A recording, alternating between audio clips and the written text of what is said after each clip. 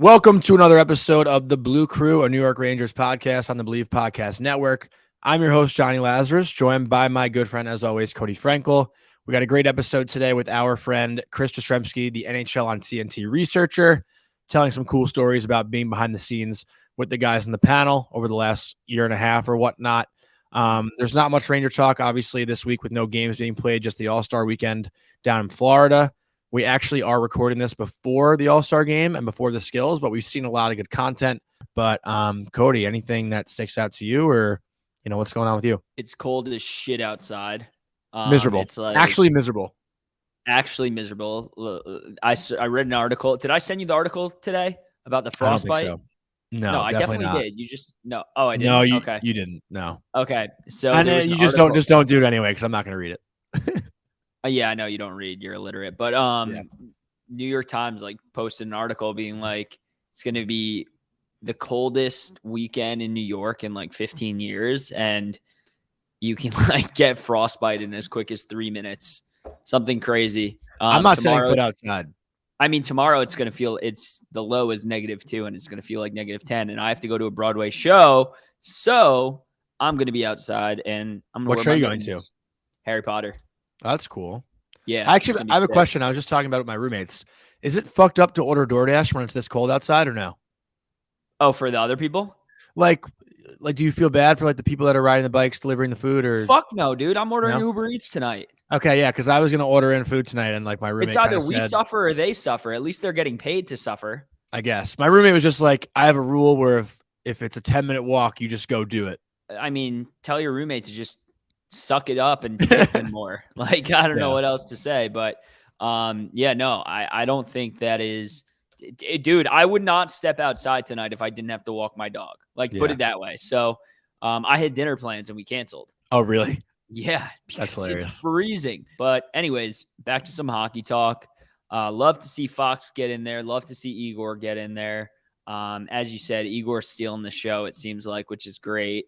I actually heard, I'm not a per source guy, but per source, I did hear that Mika was originally picked as an all-star. Or Breadman. Yes, this is true, dude. This is true. Was that announced? Yes, everybody knows this. And they backed out? No. Yeah, he backed out. Well, Mika backed out because he had a reason. I forgot what it was. Oh, I didn't know if that was public knowledge or not. Yeah. It's public knowledge. It's public knowledge. We don't have too much to get into today, but there is a couple things I wanted to touch on. First and foremost, I don't know if you read that Larry Brooks article about Tanner Jeannot and Patrick Kane and all those guys. All right, I said this thing about Kane to you 3 weeks ago now that he's with that injury, he's probably not going to be a Ranger, even if we want him to be. I think it's very valid. I think this is a serious injury concern.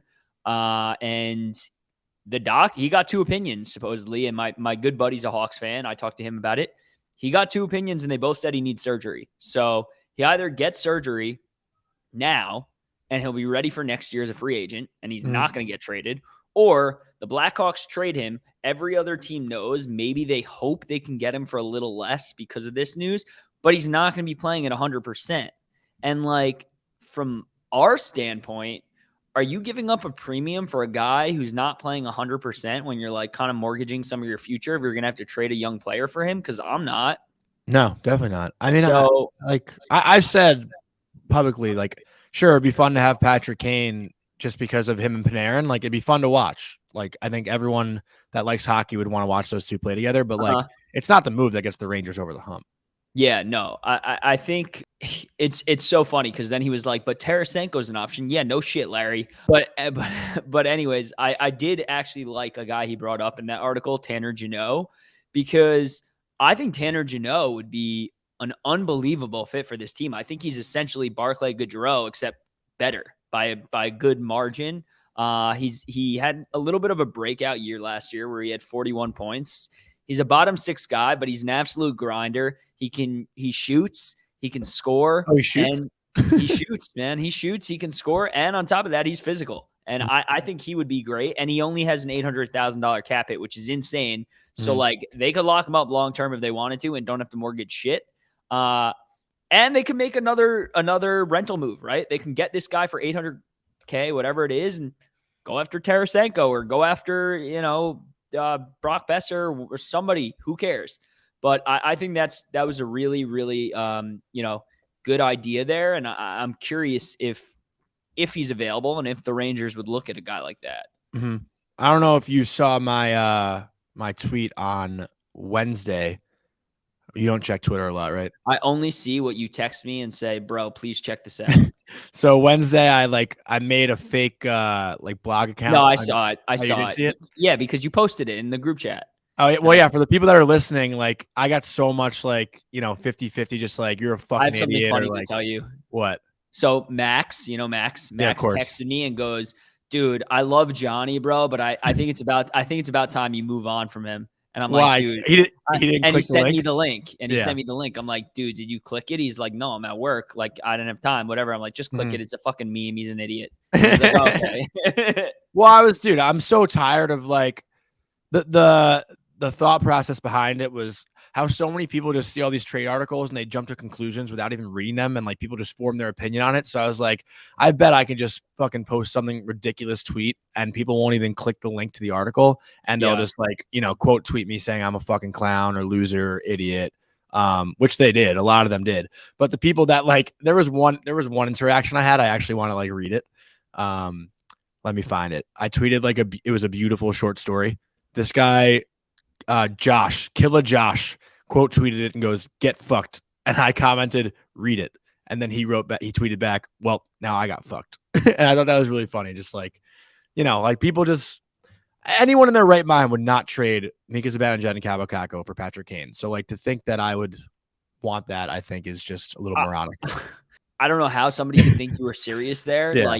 There were a couple of people though that were like, I was actually ready to hear you out. Dude, Mika, and this isn't even a take. Like, Mika at this point in his career is better than Patrick Kane is at his point in his career right now. Like, I would take me if it was if you're stacking them up against each other right now, I'm taking Mika over Patrick Kane 10 out of 10 times. I think he's the better player at this point. I mean, if it's Patrick Kane 5 years ago, sure, give me Kaner, but it's not. But yeah, that's all good banter, all good banter. Other than that, man, I don't really have that much more to talk about. Like, the Ranger, the only other thing I want to ask you is, what are you looking to see out of the Rangers in this second half of the season to convince you that they are truly now a cup contender? Because you've been a little harder on them than I have this year. So I'm curious, trade deadline's coming up, sure.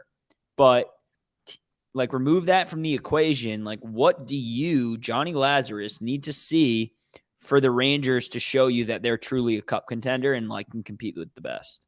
So I think the difference between the team right now versus the team post-deadline last year is just the factor. And I'll talk about this too at the deadline, but just being hard to play against. I think losing a guy like Ryan Reeves takes a little bit of toughness and grit out of the lineup. Losing a guy like Tyler Mott, Andrew Kopp, same kind of thing, right? Those guys play really hard. Those guys are foot on the gas, no breaks. And I think the team is lacking that a little bit this year.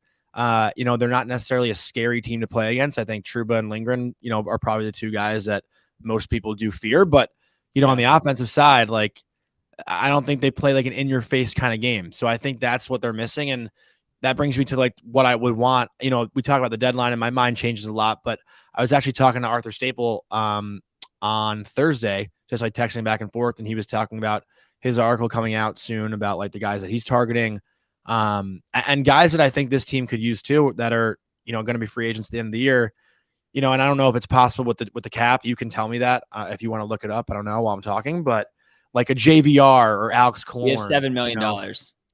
Yeah. If we could, what I want is to get 2 to 3 guys that make this team deeper, not the one superstar goal scorer, because I really don't think that's what puts this team over the edge. This team does have the ability to score goals. I know they haven't really done it that consistently throughout the season, but come playoff time, I think it's all about depth and that secondary scoring. So if you can get a guy like Alex Killorn or a James Van Riemsdyk who can be a second. Sure. If they can get Killorn, that would be fucking lovely. Well, I'm just saying the type of player, I don't know. Okay. Like I said, I don't really know. Tanner Jeannot is he qualifies in that he would slide right into that third line and play alongside Trocheck, and I think he'd be he'd be perfect in that. And then, but I just look at the other teams in the league that the Rangers are competing against right now, and I don't think the Devils are scary as far as like in your face kind of style, but the Devils can easily outskill the Rangers or just play to that level of skill that the Rangers have. But the teams that I think really just would outwork and outcompete the Rangers are, Boston and Carolina and Tampa Bay. Those are the three teams I've said that, I don't like the Rangers' chances going in a 7-game series against them. So like that's what I think the Rangers need to build toward, is being able to outskate those teams, because they can keep up with anyone skill-wise. I mean, with Artemi Panarin, Zibanejad, Foxy in the back end, Igor in goal, the Rangers can outskill almost every team in the NHL, or at least for the most part, compete with them. But it's that work ethic and the compete level that I don't know that they have right now. It's interesting what you said about two or three players, because I think you're right. I think you are right. Tanner Jeannot would be great. Another guy who comes to mind, but I don't know how it would work, because you're going to need St. Louis to eat a shit ton of this money, is Ryan O'Reilly. I think he's a guy who can slide in there. And, I know he's a center, but who cares? Like I'm at the point, and I've said that I've been pretty consistent in telling you this for weeks now. Like, I don't we could trade for 3 centers. I don't care. Put them on the wing. Any center can play wing too. I'm convinced of that. No, and it's true. Like we saw with Copper, and like, I think it's really important just to get guys who will fit in this team right now, and don't worry about the position, as long as they could play the position to an extent. I think Trout's easy to play wing.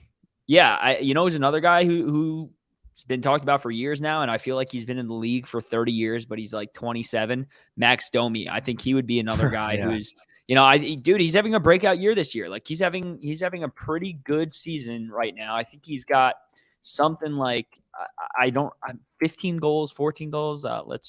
He's got 14 goals and 35 points right now in 48 games. Like, on a dog shit Chicago team. On a dog shit Chicago team. Like, he's having a nice season. He doesn't cost much. I think he signed like I don't remember, but maybe like a 1-year, $3 million contract or something like that. Like, you get him, you get Tanner Jeannot in there, and you get a defenseman, like a third lefty vet. Like, my guy who I've been talking about from Columbus, but dude, that would be a squad. Like, that would be a squad I could go to battle with. And I would probably rather have those 3 guys than just trading for Tarasenko. Sure. Yeah. I agree with that.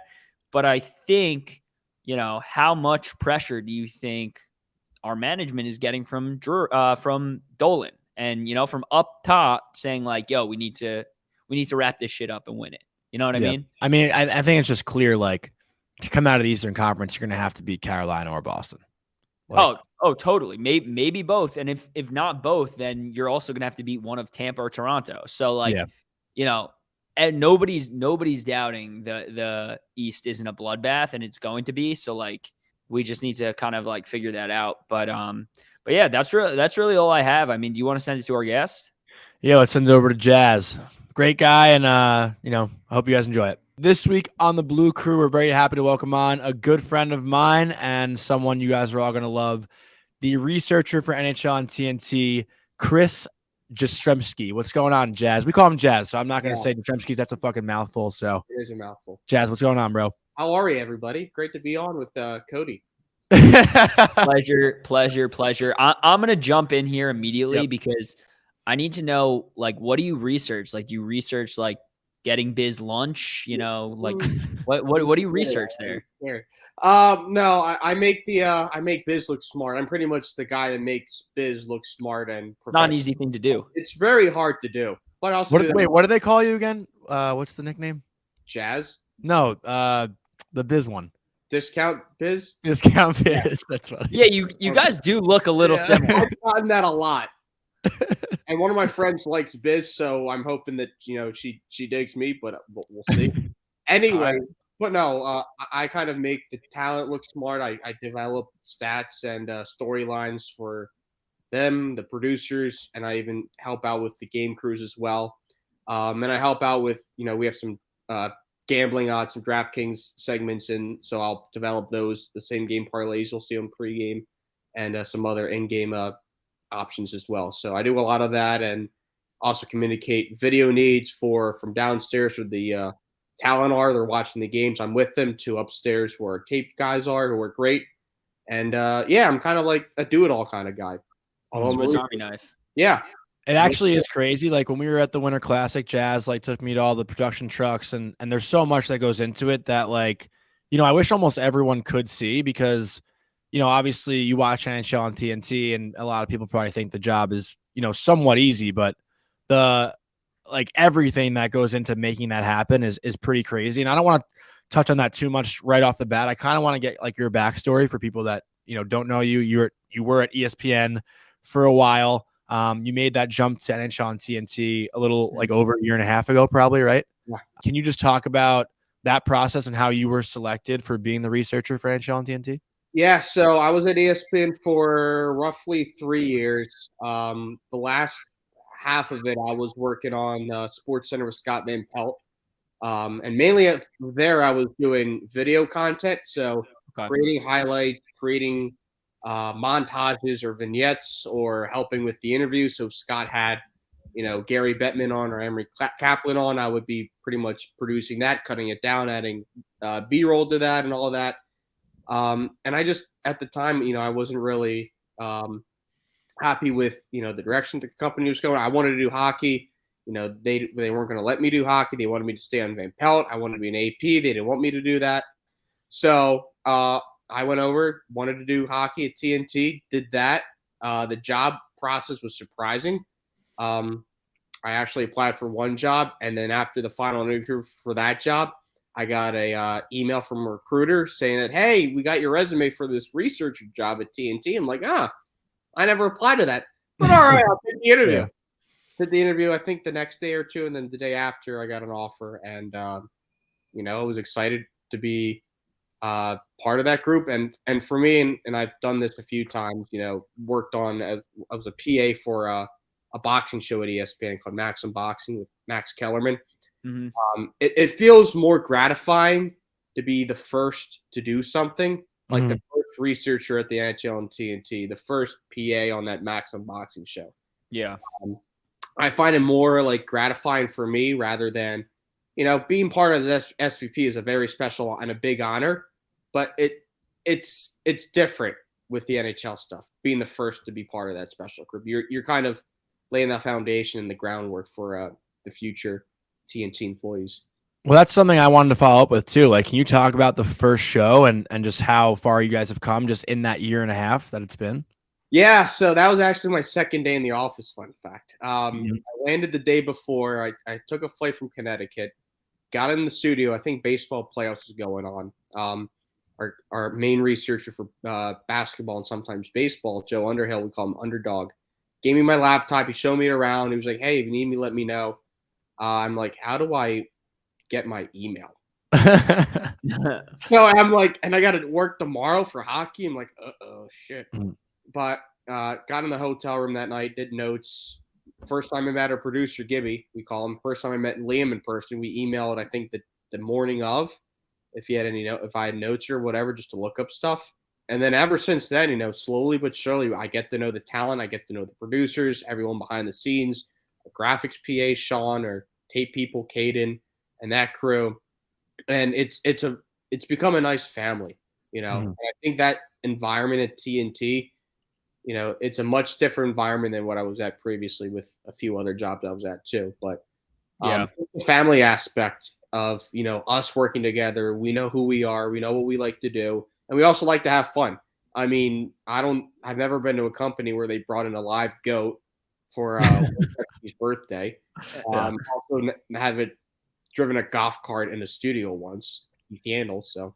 That's so funny you say that, and I want to jump in there because I was just about to ask you. Like, I'm sure since being there, you've had some pretty unique and funny stories, throughout your time there. Like, what's maybe like one funny story or great story that obviously, no one other than who was there would know about? Oof.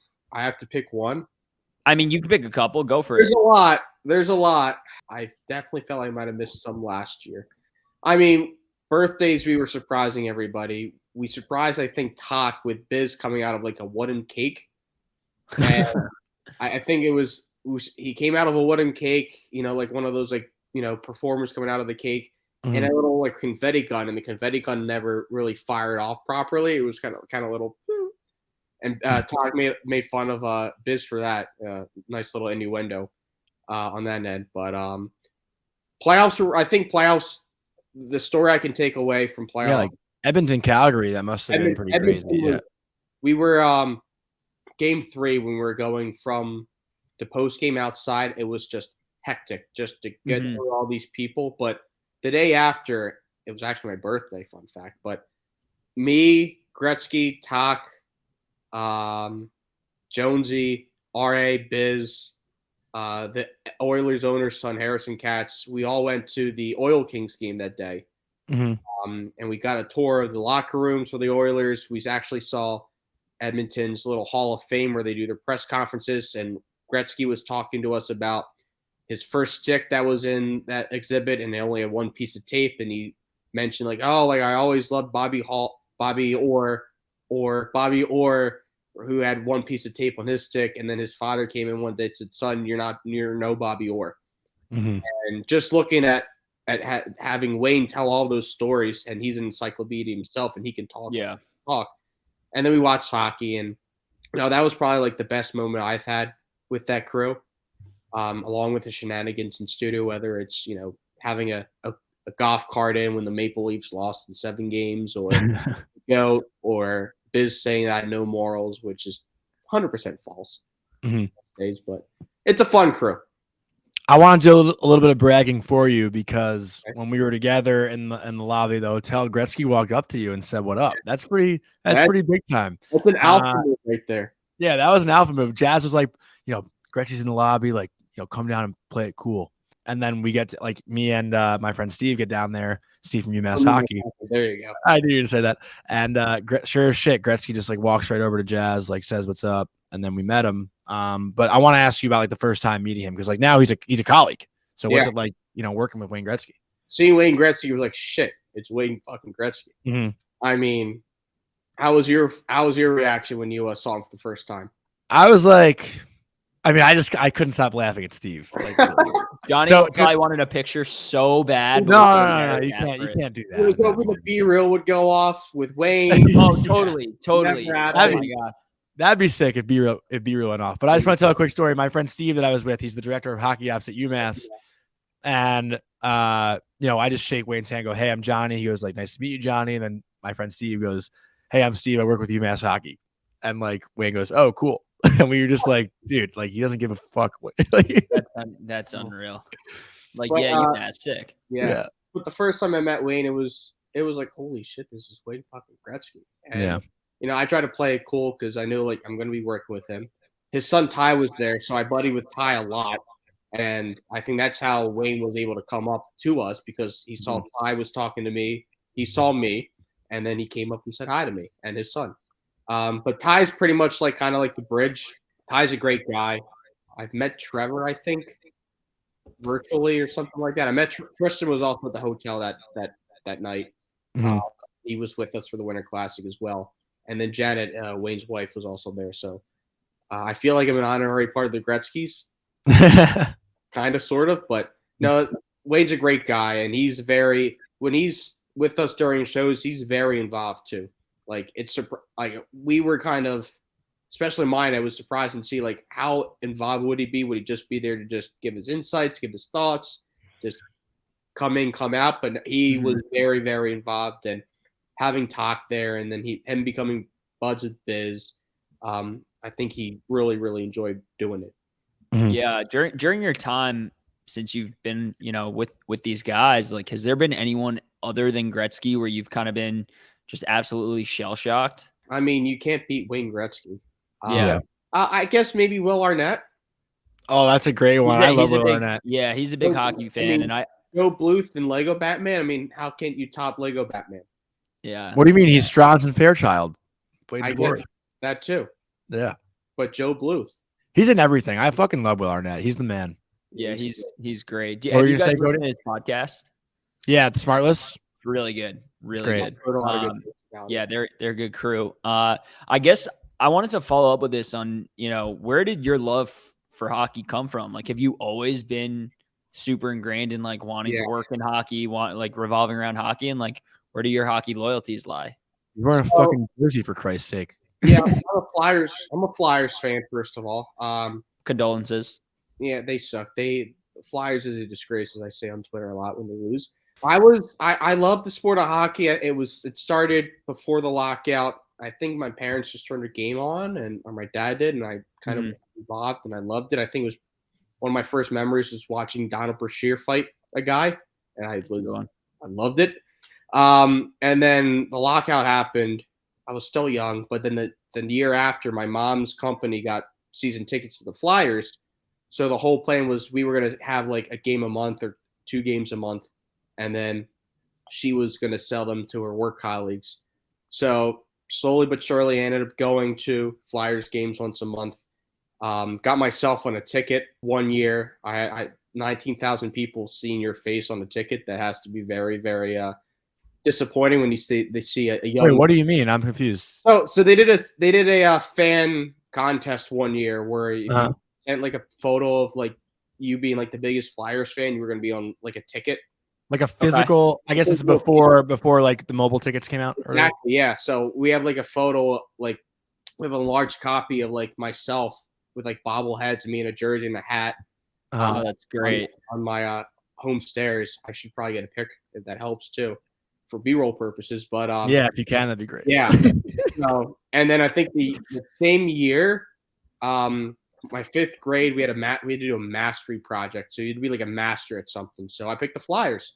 So I developed this whole PowerPoint on the history of the Flyers, and it culminated with like bringing Bob the Hell Kelly, former Flyer legend, in, and we had a whole school assembly for my grade on hockey and putting on hockey equipment, and it went above and beyond. And like that's where the sport kind of like I fell in love with the sport, and I still do today. And I don't know what I would be doing without hockey, to be quite honest with you. Yeah, that actually brings me to this. Like, can you talk about a game day, doubleheader, NHL and TNT? Like, what time you get into the studio? What's your day to day as far as that routine goes, getting ready for game day? Yeah, so I work on my game notes that I know Corey we talked about at the start, but I usually try to update those game notes. You say Corey? Yeah, bro. Yeah. Put some respect on the name. Bro. Cody, you scumbag. Fuck. Edit that shit out, Cody. Nope, that's staying in. Bro, you're on my shit. You're below Jonny on my shit list now. And that's low. That's low. There's we have that forever now. That's great. Motherfucker. Pride myself and thinking myself as a man of faith. Continue. Driving a deep left field by costume. Yeah, I knew you were gonna say that. That's gonna be a 4-0 ball game. Yeah. But anyways, back to the matter at hand, Cody. So I wake up, do my wrap up my game notes that I would prep on Sunday, just tweak anything, add any updates from the games that happened Monday, Tuesday. Get on a meeting with our producer and Liam, work on our DraftKings same game parlay, going around normal doubleheader, like a 7 or 7:30 start time for the first game, getting around 1:30 or 2, print out a lot of stuff like the game notes packet, another packet which has projected starting lineups and stats for all the teams involved, standings, and then there's these big ass stat packets that Ace and the analyst it's like 100 pages deep, and it's just stats for every team and streaks and all that. Put them on their desks. We have a production meeting around 3:30 that day. Then we get dinner catered, and then just talk with the guys, talk with the boys, snap it around a little bit, and then we have a pregame. We watch the games in our green room. Come back, intermission, do that. Back and forth, post game, and then we leave. It's a fun night. It's a busy night. It can go quickly. And there's other things I'm doing as well, like checking graphics, making sure they're good, making sure everyone else has their heads screwed up. But it's a fun job. And then obviously playoffs, it gets a little more hectic, right? This year too, especially the Stanley Cup final. Last year was hectic. We had, I think you guys did Game 7, Rangers Penguins, right? We did. Yeah. I want to ask you about that game specifically because that game was crazy. That was wild. That was actually the only game we had that night. It was the first week we were on 5 nights straight. Thursday and Friday we had double headers on TNT and TBS. Saturday was a triple header on TNT that started like in the afternoon and ended up in the night. Sunday triple header on TBS. and then I think we had a doubleheader on Monday on TNT or TBS, whatever. But either way, like those double headers, first 2 nights we had it, and I think we had one as well on Thursday or Friday or both.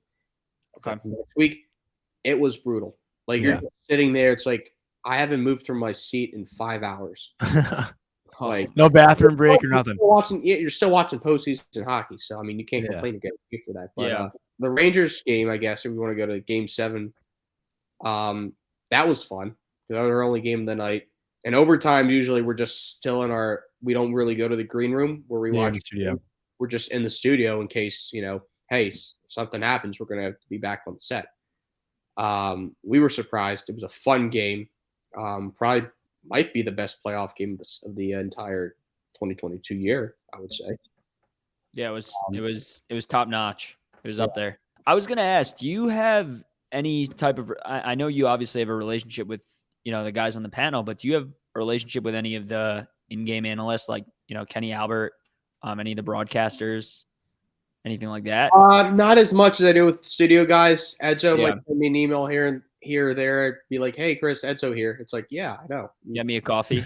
Yeah, I know, Edzo. It's your name pops up on your email. There will be some guys like Panger as well, Brendan Burke.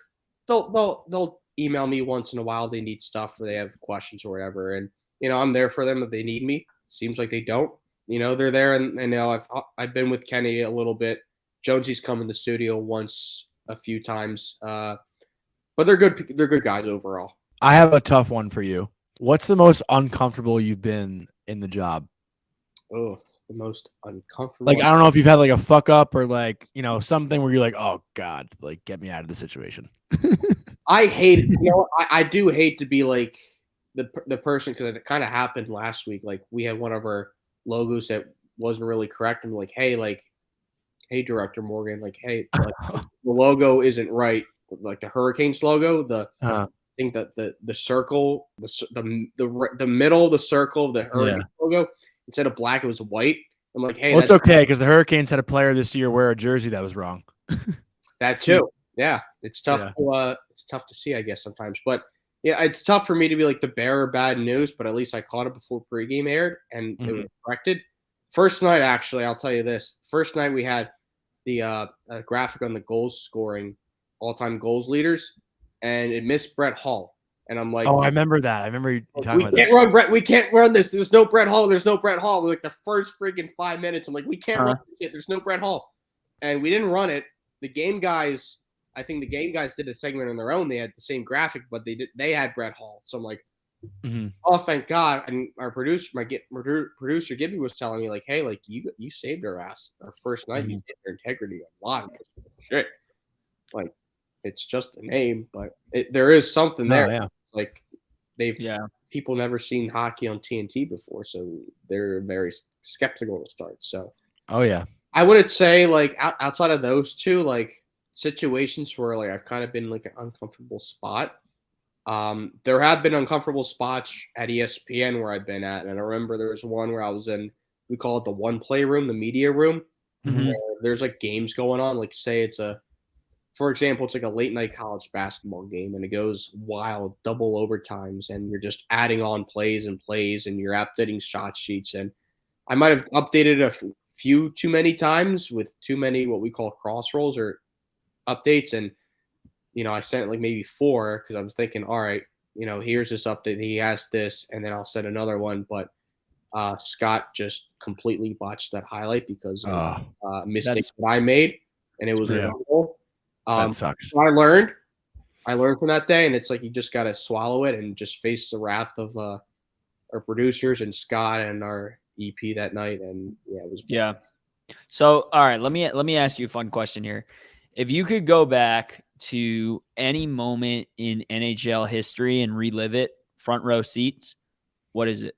I would say to just rub it in Johnny's face because I was 12 rows away from it when the Flyers beat the Rangers in 2010 to get the playoff. Rub it in Johnny's face. I'm a bigger fan than he is. Yeah, that sucks for you, Cody. Sorry. Got your name. Corey. That was the shootout game, the Ole Jokinen fucking full-length breakout, full-length shootout. Yeah, that's my favorite game I've been to as a Flyers fan, and I'm sure sure. it wasn't a lot because it's the only big game the Flyers have ever beat the Rangers. So yeah, I in, mean, like, in the last 15 years, you know what I mean? There you go. Well, the Rangers beat the Flyers in those, like, what was it, 2 playoff series or just one? During college for me, it was great, and my roommate was a huge Flyers fan, Mm. so it was just like awesome friend. because we'd all get together, just good time watching him suffer. So, and hopefully you were suffering too. Yeah, but, sucked. But I would say, overall, like outside of rubbing in your guys' faces, like overall, the biggest hockey moment I'd like to just relive live. Probably Bobby Orr's goal. That's a good one. You weren't alive. Bro, Johnny doesn't listen to questions. Johnny, just ignore him. You said relive. I said if you could go to any moment in NHL history and sit front row, what would it be? To relive it, which means you were already living. No, to relive it, as in like you could be there for that moment. All right, we're gonna gonna take a short break because am I dumb here? Yes, you are. Yeah, dumb. you are. You are dumb. Okay, buddy. Have you been drinking on the job? Huh? Have you been drinking on the job? No, but I took 2 happy CBD gummies, if that counts. It doesn't seem like you're happy or having fun. I've been smiling this whole time. I know you have. You're supposed to have. Did I just ruin that whole question? Yeah, a little bit. We won't harp on it too much, but John, how many more do you got? I got one more, so I have probably 2 or 3 more, but I'm sure I'll build off what you got to. I imagine, but I don't want to get too serious. But I also feel like serious. What? Why so serious? No, but I think you're in a very cool position, and you're, like you said, you're doing something for the first time, never been done before on TNT. How often, I don't even remember like how originally you and I connected, but I know we've been like friends now for like, what's up? LinkedIn. You shot your shot. I shot my shot. What did I say? I gotta find that. Did I? Yeah, you did. Well, I think we do. We had a mutual friend in Carly Fleischer, and I think that's kind of how we met originally. I messaged you? And I think you also messaged me on LinkedIn one time. Oh, I did. I did message you. Yeah. Hey, man. Seems like we have very similar backgrounds and interests. Just wanted to reach out and introduce myself. Would love to connect with you. Happy holidays. December 26th of 2021. Yeah. Damn. Good flirting move. Good for you, Jonathan. Good flirting move by me. But so I guess how many people like that though? Like younger kids, you're a Syracuse grad. So many kids now want to get in sports. Like I guess not necessarily advice, but more so your path. Like, people ask me sometimes and I don't even like really know what to tell them. Like I just started like by doing my own thing and I don't know how you would give advice to younger people looking to get into sports. Yeah, I mean, just get your name out there, right? Like even when I was in college, like again, like one of my other passions is lacrosse, and I was working at Syracuse University for the men's team, for the lacrosse team there as a video guy, and then all of a sudden, some random person asked me if I wanted to. Actually, I should call her random because she's now with Sanford Chronicle writing, but she reached out and asked if I want to write about college lacrosse, and this was me with no background in lacrosse, and slowly but surely, I started to write lacrosse, and then got to another site and just made myself, a personality and a name, and not being like cookie cutter. Like what I hate about Newhouse a little bit, and some people that are like hardo news people is like they are hardo news people. Like, they don't really. You're definitely not a hardo. Exactly. Like I want to be like my own self. Like I'll be throwing dad jokes or just being an idiot at times, and my big thing is to make people smile and make people happy. But my favorite Jazz thing on Twitter, like anytime like a big time, or not a big time, but I guess anytime like a college like basketball team or football team loses, he'll just like reply to the team Twitter account like, consider adding lacrosse. They should. I mean, it's so funny. But no, I would say just be yourself, right? Like have a personality, be yourself. Don't be always like I mean, a lot of us are still young, right? Yeah. We're not anywhere near 30 yet, thank God. Cody's 30. I'm 30.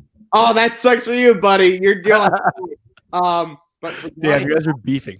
Yeah. Yeah, I mean, I feel the same. If it makes you feel better, and you know what, I still look younger than both of you, so suck it. Yeah, he's right. Handsomer too. But, thank you. But I'll say this, like just be yourself, be your own personality, and don't be afraid to reach out to people that like you look up to. Like who knows? Like the least they could do is not reply or say no, right? Right. It's not going to be like don't contact me again, and I will find you. All right. First and foremost, do you actively watch? I know obviously you're researching a lot of things for TNT, but do you actively watch a lot? Like, is that part of your job? Do you actually actively have to watch a lot of games? Oh, hell yeah. Job. I get the ESPN Plus Apple TV app, 4 games at once. And if there's another game, I have another game on the my laptop. I'm just watching games. Okay. All right. So if you right now can build out any set of a top line, a top pair, and a goalie, so you get 6 players, who are you going with for each slot? So it's like my all NHL team pretty much. Yeah. Exactly. Yeah. First of all, what are we considering Leon Draisaitl? Is he a center? He's a center. He's a center. So he's out of it. Connor McDusty is my center. Mm-hmm. I would put Mitchie Marner. Really? Okay. Yeah, on the wings. He's a right winger, right? Mm-hmm. Yeah. He's my right winger. Mitch Marner.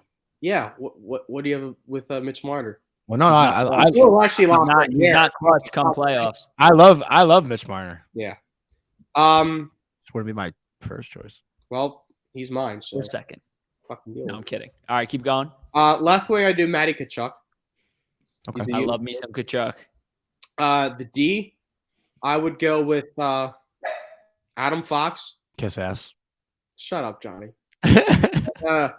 You know what? I'll fucking second the kiss ass. Kale McCarr, how's that, buddy? Yeah, that's pretty kiss ass right there. Yeah, very kiss ass. Yeah. I think Cody has to take care of his dog right now. How about the goal? Who's goal? It's not Igor. It's I would do Ilya Sorokin. Really? What? Yeah. Why? Dude. You being serious? I am being. Like you're not trolling? I'm not being serious. If I wasn't serious, I'd say fucking Yaroslav Halak. No, I mean like that's not a troll. Like, come on. I would do Sorokin. You're out of your mind. Why? Okay. He's a stellar goalie. He just doesn't have. He's like. I saw this on Twitter a few weeks ago. He's like Jacob deGrom without any run support from the Mets. I don't know. I see that. The Islanders Islanders have can't good score for players. They shit. just don't produce. Yeah, maybe they should produce then. Maybe if Bill Horvat maybe goals and plays defense for the Islanders, maybe he'll be. You gotta tell him to shut up, Cody. Not you, Jazz. He's probably dog. I said The dog. Sorokin. He doesn't like that you said Ilya. Yeah, he probably doesn't happy I picked Sorokin, so I don't blame the dog. But I guess I'll wrap up with my final question. I have to because Cody's not at the mic, so yeah, I don't have a choice. But this is the first year where NHL on TNT has a Stanley Cup final. Your food's there. Ooh. Obviously, you don't know where it's going to be yet. Do you have a specific city? I mean, you're not going. You're in Atlanta anyway. But like, I guess no. Are you live at the final? I'm going. Yeah, you're What going. do you mean I'm not going? You're going. I forgot that you guys are in person in the playoffs. Yeah. I saw your pick with the cup. Yeah. But that was in studio in Atlanta. Yes. And in okay, so back to the question. Yeah, go. Is there a specific city you'd like to see the Stanley Cup final be in between the West and the Eastern Conference? Personally, me, Vegas. Mm-hmm. I mean, yeah, that makes sense. It's Vegas. Like, watch hockey, then gamble responsibly. Mm-hmm. Circus. Can you bet on hockey or are you not allowed? I don't know. How do you feel about New York? I mean, Georgia, it's illegal. So, yeah, I do it responsibly if I do. New York. Well, sorry to say this. I'm not a big fan of New York. I think the city smells and it sucks and it's too big. If there's an Eastern city, I love Boston, mainly because of the big food and the Yankee there and big food. If you want to talk about food, big Italian New York. Yeah, I mean New York's fine too. It's got some good Italian food. But I mean, there's no like great pastry shops like Mike's and Modern. So pastry shops, New York has tons of good pastry shops. All right, maybe you should take me then, Cody. You're not going. I don't want to be there. Johnny, you're not going to stick up for pastries. You literally text me once a week. You're eating a muffin, and you're not going to stick up for pastries here. That's from Dunkin' Donuts. Johnny, we went to Mike's together. Wait, no, I'm sorry, we didn't. No, I didn't. I wasn't there. Yeah. Shout out Brian Rubin. But yeah, I mean that's all I really got. Any final thought, Cody or Jazz? Do you want to plug anything? I know you have a question for us. Yeah. Cody, why are you friends with Johnny? And how? Honestly, I ask myself the same question every day. Like we were just recording before, and we asked ourselves it as well. Mm-hmm. But I don't know. He's just he's got chubby cheeks, and I love him. I'm a cute, lovable guy. He doesn't like chubby cheeks. Yeah, exactly.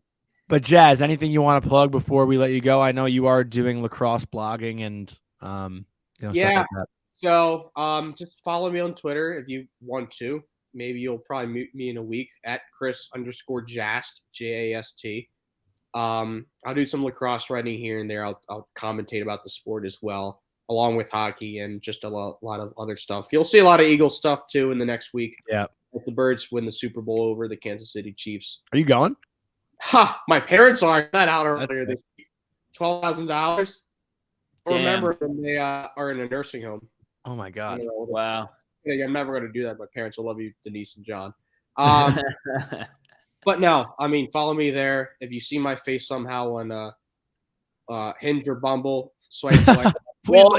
Dude, speaking of your face, like you should seriously consider making like a biz troll Twitter account and just like have like funny pictures of you and like just doing funny stuff. Like I think you could like, from far away, like you can, I don't know your height, but. Well, yeah, you haven't seen him in person. He doesn't look like an ex-hockey player. No, I'm 5'10". I'm 5'10". How tall is Biz? Like 6'2"? Yeah, let's find out. He's all tatted up and shit too, though. I think. But it wouldn't work. He's 6'2". All right. It's worth a shot. It was worth a shot. 216. But I mean, short kings, man. Who doesn't like a short king? That's true. I don't think 5'10" short. Thank you. We want to thank you for coming on. We love you. And thanks, brother. Yeah, we'll talk to you soon. Yep. Love you guys. Thank you. We want to thank our boy Jazz for coming on once again. Great to hear from him and hear a little bit more of storytelling from the NHL on TNT, and we're very excited for what they have coming in the future. Not much else to say. I know we have the draft segment for this week and the upcoming games for the week. The Rangers have 4 games this week, so it's going to be a jam-packed week post All-Star break. But Cody, you want to go into the draft segment first? Yeah. So our draft segment this week is going to be a 3-round draft on favorite movie franchises ever. So not the greatest. So, we're not talking about like greatest, like Star Wars, Marvel, whatever. We're talking about our personal favorites. So Johnny, I'll give you the first pick. I want to steal yours with my first pick just because it is a good one and I love it. I grew up on the American Pie. I grew up in the American Pie movies. That was the example you gave when you texted me. It was, but that's like not your favorite. No, well, no. For me, dude, no. Being a 6th grade kid or 6th grader, middle school kid watching the American Pie movies, like that's how I learned about sex and everything growing up. Like from American Pie. I love those movies. And I'm glad you're 12 still. No, I just have an appreciation for it. All right. I think my favorite, number 1, I'm going to go with the Batman trilogy, the Dark Knight trilogy, because I think that the Christopher Nolan movies were just out of this world. So I'm going to go with that. I mean, you're going to go with more funny, where I'm going to go with more like action. Marvel. Like, yeah. All right. So I'm going, well, first of all, Batman's DC. Get it together, you fucking dweeb. But I'm a nerd. DC. But okay, forget it. Never mind. A conversation for another time, my guy. Okay. But all right, so I'm going Batman Nolan trilogy with 1st round pick. I'm gonna go. See, like I can't even think of like a action series that I would really want. Like for me, the first one that comes to mind is The Hangover. All 3 of those movies, like those. Okay. I love those movies. Okay. I wish they came out with more. They could make a new one, even if it's the same fucking movie over and over. I could watch it every time. Yeah. Okay, that's fair. Number 2, I'm actually going to go with a newer franchise, which I absolutely love, and they're coming out with a 4th movie next month, and it is honestly awesome. And if you haven't watched it yet, you need to, and that's the John Wick series, because those movies are unreal, and Keanu Reeves is a king. Yeah, I have nothing to say to that. I've never seen him. I don't know, what are they about? Dude, he's an ex-hitman. And basically there's like a secret society of hitmen. And it's crazy. You would actually love it. Like if you want an action movie that's just like fucking awesome, you would love it. I wonder how many people listen to this and just like wonder how we're friends. I don't know. Like our interests are just so opposite. I feel like it's so funny. Well, no, I like the Hangover series. I just think you're an idiot. But that's Well, about it. Well, no, I guess while we're You're on saying that note, you're saying series of like a 12-year-old. Like that's what I watch. because you're literally 12. I Thank you know. for proving my point. Okay. So to make it even worse for myself and to dig myself deeper in this hole, I'm gonna go with the Austin Powers movies. Those were Dude, not Harry Potter, bro. I know you've watched all the Harry Potter but movies and you loved them. I've only seen for Harry Potter. I never watched the full thing until like 2 years ago. I watched And the you first. loved it. I watched the first 4. It was like it's not. I'm not one to see Harry Potter on TV, and I feel like I have to watch it. You know. I mean, okay, that's fair. Like Austin Powers, like the 10-year-old me, like every hockey trip in the car, it was Austin Powers. That's just okay. I thought the Austin Powers movies were okay. Well, you can say that now as a 30-year-old guy. But no, when you were 10, yeah, okay. I think my last pick and my favorite would be the final one's coming out, and it's sick. Mission Impossible movies with Tom Cruise, because I've seen one of those. Those movies rock. You know what's funny? I saw. What's up? I said congrats. I saw one of the Mission Impossibles, and I was sitting next to my dad in the theater, and like at the end of the movie, my dad was like, "You're telling me Tom Cruise did all this shit and like he didn't limp once?" See, like he fell from a 10-story building, no limp. Yeah, dude, Tom Cruise is a psycho, but those movies actually rock. So I guess I went all 3 action. Yeah, well, I will give one action though. I did love the Tobey Maguire Spider-Man movies. I loved those. Oh, those are classics. Yeah, I was a big fan of those movies. And then when it went to like Andrew Garfield and Tom Holland. Yeah. I haven't watched any of those. I haven't seen any of those. Oh, dude, the Tom Holland ones are so good. That's something I can maybe do tonight. I can get behind that. Okay, I'm gonna give a bonus pick because I did all action, so I'm gonna give a comedy one that just was unreal. And I mean, it was only 2, but I wish they made a third one of what? No, not Ted. Ted's great though. Ted is great. 21 Jump Street. Those movies, I feel like they're gonna make more. No, that's dead. No, it's dead. Really? That sucks. Yeah, those were but great. Those movies were unreal. But that's it for our draft this week. And do you want to go into this week's slate? Yeah. So the first game of the week is Monday night. Yeah. What's up? I said Flames, right? Yeah, Flames on Monday night as you're listening, because this comes out Monday. Rangers home against Calgary. Everyone has a fresh slate after All-Star break. Don't expect it to be such a good game because everyone's getting drunk for the last week or so that didn't participate in All-Star weekend. Mm-hmm. I'm going to go with a Ranger win, though. Calgary for me this year has been very iffy. The goaltending hasn't been as strong as last year. Markstrom hasn't been at his best. Yeah, I'm gonna say the Rangers come out and win this game like 4-2. Honestly, that was my score and couldn't agree with you more. So let's move on to the next one with the Canucks. I think if the Rangers don't win this game, they have a lot of problems. I think hangover or not, like you need to find a way to win this game. It's, like we said earlier, it's past that point where they need to be losing to bad teams. They need to start beating bad teams. So I'm going to go with this one as a scoring fiesta, and I'm going to say 6-2 Rangers. I was thinking high scoring game as well. But I don't want to steal yours. I feel like this is a Halak game, and I think Halak might play again on. I don't know because Halak's playing twice, dude. No, but it's a back-to-back against Carolina. The Carolina game is important. These 3 games are all out of conference leading up to Carolina, so I think Halak might get 2. I really could see Halak maybe starting against the Flames actually, and then Igor gets the game against Vancouver and Carolina. See, I think it's going to be Igor, Halak, Igor. So I think Halak will get the Kraken. Yeah, I think that's a lock for sure. Vancouver, I'm going to say the Rangers play down to their level a little bit. I'm going to say 3-2 Rangers. Okay. Such a high scoring game. All right. I'll change my mind. Onto the Kraken. I think the Rangers have now played the Kraken 4 times, and all 4 times they've played them very tough. Maybe it was 3 times. I don't remember, but the Kraken are a very good team this year, surprising everyone. They have a guy, Matty Beniers, who's absolutely tearing it up. And I think they're going to give us some trouble here, whether it's Halak or whether it's Igor. Yeah. And I'm going to go with 3-1 Kraken. Yeah, I think the Kraken win this game also. I actually think I think it's going to be like a 5-1 Kraken. Oh, Yeah, I know. That doesn't sound great. All right. I feel Anyways, like it's gonna be a stinker. yeah. Okay. And last game, the Rangers now have to go on a back-to-back to Carolina. It's a back-to-back away, which kind of sucks. But Carolina's also like the hottest team in the league right now. They are, but the Rangers have played them twice, right? And the Rangers have played them pretty well. Haven't we beat them both times? I don't know if we've played them this year. Dude, what are you talking about? Yes, we have. Bro, you're crazy. I was at the game we played them. We played them at least once, and we won in January, right after New Year's. And then I don't know if we played them twice. Maybe we only played them once. I don't think we've played them at all. Dude, Rangers. Oh, yeah, you're right. No, we did. We 5-3. You're right. Yeah, you're right. Okay, so we beat them once. And you know what? I'm going to ride that streak. I think it's going to be a little bit of a messy game since we're away on a back-to-back.